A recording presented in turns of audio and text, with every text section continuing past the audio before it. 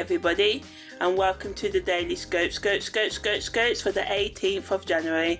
So today the moon's north node goes retrograde, the moon also enters its first quarter moon phase, Mercury makes a sextile to Saturn, and Venus also enters Sagittarius. So the first quarter moon is a time of growth and progress positively, just like a seedling pushing through the soil. It reminds us to keep momentum and to turn our intentions, our new year sort of like goals into reality.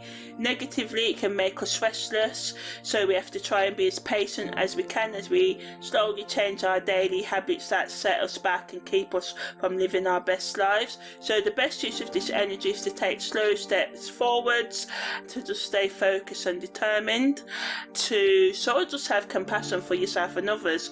Mercury's sextile to Saturn brings a sort of harmonious sort of like blend of communication and discipline. So this gives us the energy needed to focus, bring more structure and order into our thoughts and lives and conversations.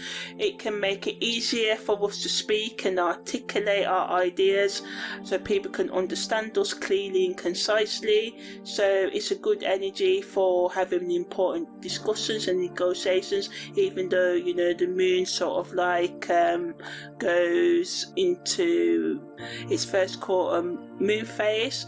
So it supports us in letting go of the things that the first quarter moon phase wants us to, and just to be more open-minded and to create new foundations and routines in our lives, and to set realistic goals for yourself, because a lot of time we fail because we just try and do too much. I have to remind myself sometimes there's only 24 hours in the day.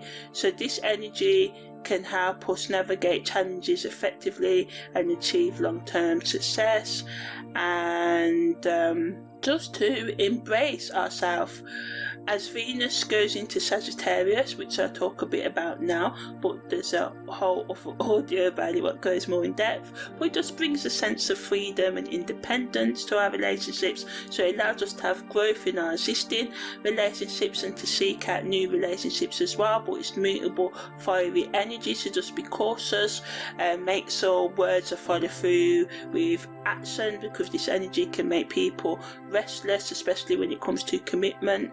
So we can use Venus's energy of Sagittarius to just really just appreciate the higher aspects of love and beauty, and to seek meaning within our relationships, and to align our actions with our spiritual beliefs and values, especially in the realm of love. So do you compromise for love? Do you do anything for your lover that goes against who you really are? Do you bend yourself every which way to try to meet other people's needs and people please? Is this really satisfying your soul? These are just some things you can ask yourself.